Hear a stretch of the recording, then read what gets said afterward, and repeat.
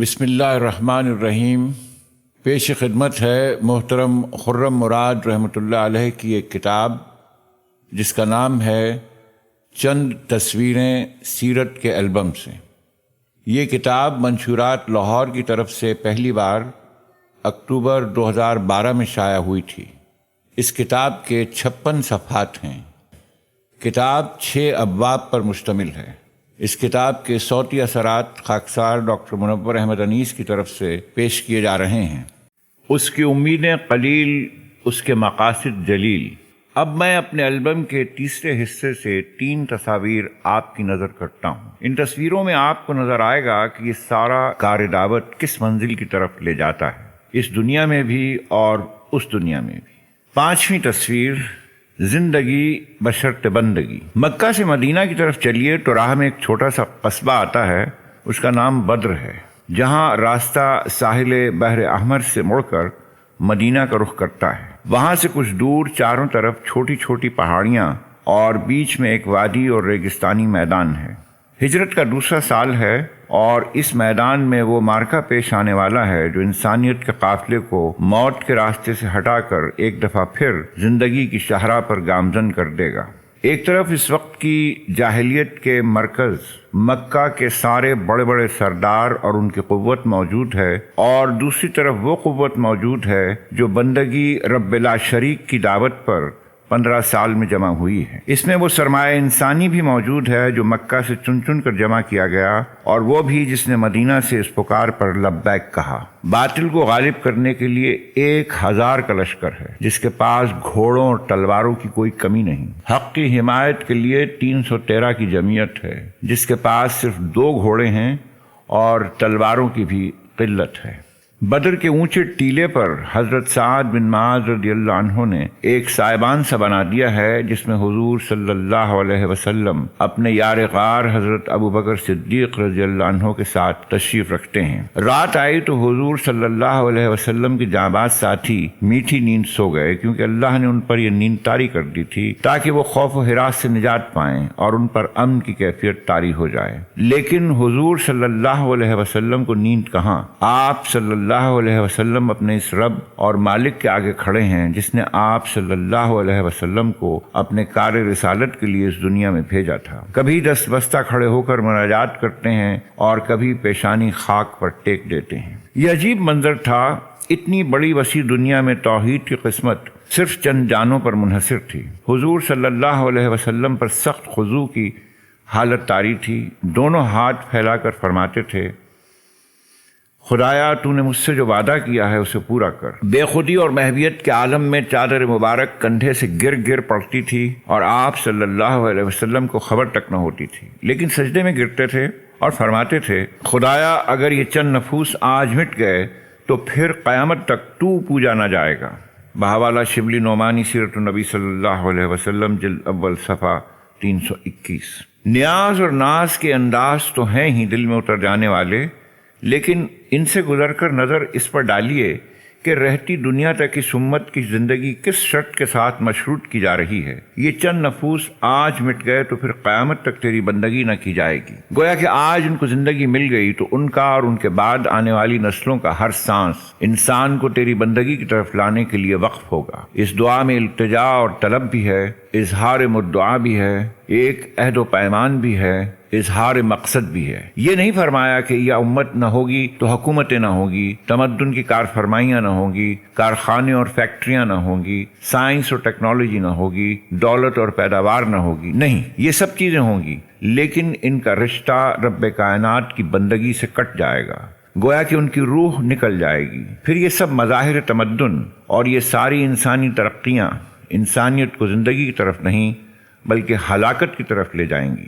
بدر میں فتح ہوئی، گویا اس عہد و پیمان پر دستخط ہوئے، معاہدہ پکا ہو گیا تاکہ جسے ہلاک ہونا ہے وہ دلیل روشن کے ساتھ ہلاک ہو، اور جسے زندہ رہنا ہے وہ دلیل روشن کے ساتھ زندہ رہے۔ سورۃ الانفال 42:8۔ آج اس تصویر کو دیکھ کر آپ کو اپنے سے ایک ہی سوال کرنا چاہیے، کیا ہم اس راہ پر گامزن ہیں جس پر چل کر ہم بھی اس نیاز اور ناز سے اپنے رب سے سوال کر سکیں؟ زندگی اور کامیابی کا اور حیات و کامرانی کی بشارت کے مستحق ٹھہریں، خلافت عرضی کا وعدہ، غلبہ دین کا وعدہ، خوف سے نجات اور امن کا وعدہ اس ایمان اور عمل صالح سے مسلح جماعت کے لیے ہے جس کی کیفیت یہ ہو صرف میری بندگی کرتے ہیں اور کسی کو میرے ساتھ شریک نہیں کرتے۔ چھٹی تصویر نشان منزل۔ اب دوسری تصویر دیکھیے۔ کار دعوت کا ابتدائی دور ہے۔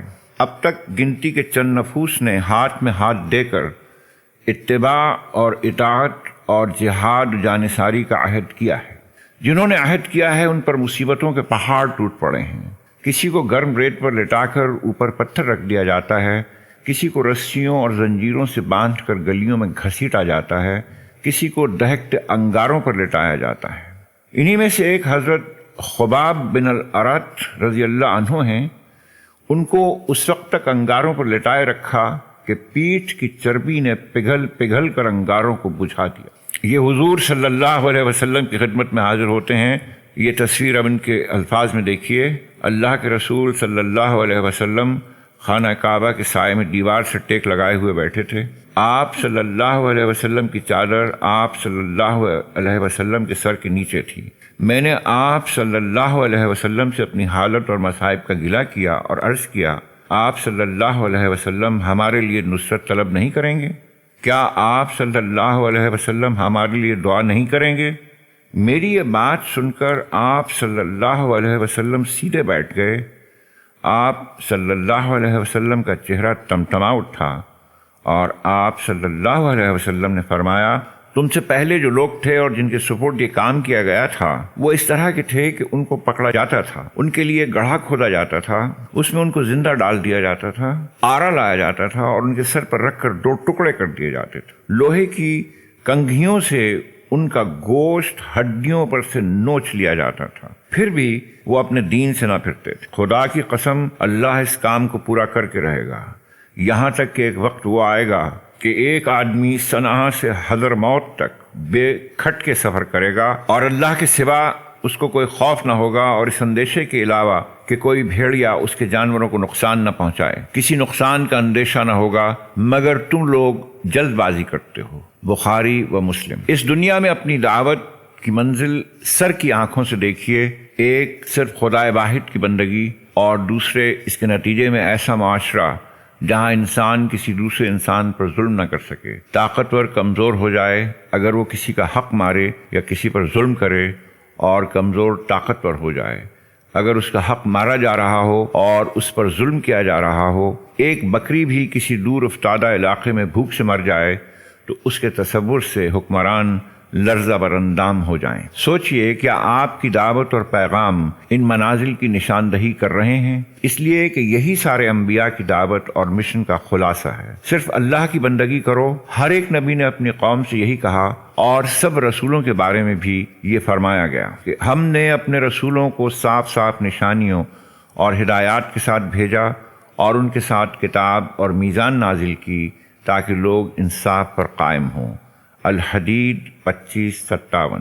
اور جہاد کے ذریعے، سیاسی طاقت کے ذریعے قسط و عدل کے قیام کو ہی اللہ اور اس کے رسول اللہ صلی اللہ علیہ وسلم کی نصرت کا کام قرار دیا گیا، اور لوہا اتارا جس میں بڑا زور ہے اور لوگوں کے لیے منافع ہے۔ یہ اس لیے کیا گیا کہ اللہ کو معلوم ہو جائے کہ کون اس کو دیکھے بغیر اس کی اور اس کے رسولوں کی مدد کرتا ہے۔ الحدید 25-57۔ 7ویں تصویر۔ آئے عشاق گئے بعد آئے فردا لے کر۔ ہمارے اور آپ کے لیے اس کار دعوت کا اصل حاصل اس نظام عدل کے قیام سے ماورا ہے۔ لوگ اللہ وحدہ لا شریک کی بندگی قبول کریں یا نہ کریں، اور قسط و انصاف پر مبنی معاشرہ وجود میں آئے یا نہ آئے، ہمارا یہ حاصل اور ہماری یہ منزل تو بالکل کھری ہے، اس کے ہاتھ سے جانے کا سوال ہی نہیں۔ یہی ہماری اصل کامیابی ہے۔ یہ منزل ہے جنت کا حصول اور نار جہنم سے نجات۔ یہ ضرور ہے کہ اس مقام کا وعدہ انہی سے کیا گیا ہے جو انسانوں کو بندگی رب اور قسط کی طرف لانے کی جد و جہد میں اپنا سب کچھ لگا دیں، حتیٰ کہ اپنی جان کی بازی بھی لگا دیں۔ لیکن اصل منزل اور مقصود ہے یہی جنت۔ میں تم میں سے کسی کا عمل ضائع کرنے والا نہیں ہوں، خواہ مرد ہو یا عورت، تم سب ایک دوسرے کے ہم جنس ہو۔ لہذا جن لوگوں نے میری خاطر اپنے وطن چھوڑے اور جو میری راہ میں اپنے گھروں سے نکالے گئے اور ستائے گئے اور میرے لیے لڑے اور مارے گئے، ان سب کے قصور میں ضرور معاف کر دوں گا اور انہیں ایسے باغوں میں ضرور داخل کروں گا جس کے نیچے نہریں بہتی ہوں گی۔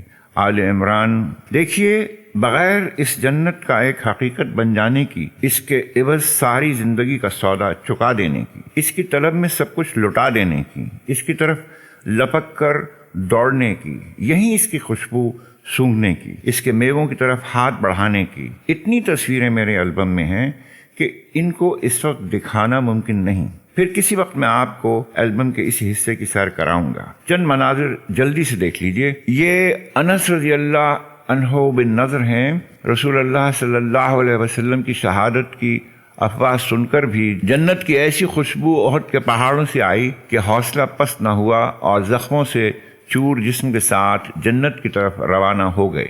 یہ عمیر رضی اللہ عنہ بن حمام ہیں۔ جنت کی طرف تیزی سے لپکنے کی دعوت سنی تو اتنا انتظار بھی گراں گزرا کہ ہاتھ میں جو کھجوریں تھیں وہ ختم ہو، کھجوریں پھینک دیں اور جنت کی طرف لپک کر چلے گئے۔ یہ حرام رضی اللہ عنہ بن ملحان ہیں۔ میدان جنگ میں دشمن نے پیچھے سے نیزہ مارا، تڑپ کر زمین پر گرے تو جان نکلنے سے پہلے چہرہ فرط مسرت سے تمتما رہا تھا اور کامیابی نگاہوں کے سامنے رقص کر رہی تھی۔ زبان پر یہ الفاظ تھے، رب کعبہ کی قسم میں کامیاب ہو گیا۔ یہ ابو الدحدہ رضی اللہ عنہ ہیں۔ جنت کا باغ ان کے لیے اتنا یقینی، اتنا قریب اور اتنا بیش قیمت تھا کہ اپنے بہترین باغ کو ایک یتیم بچے کے حوالے کر کے اس باغ کا سودا کر لیا۔ اپنا باغ دے کر بھی دل خوشی سے سرشار تھا۔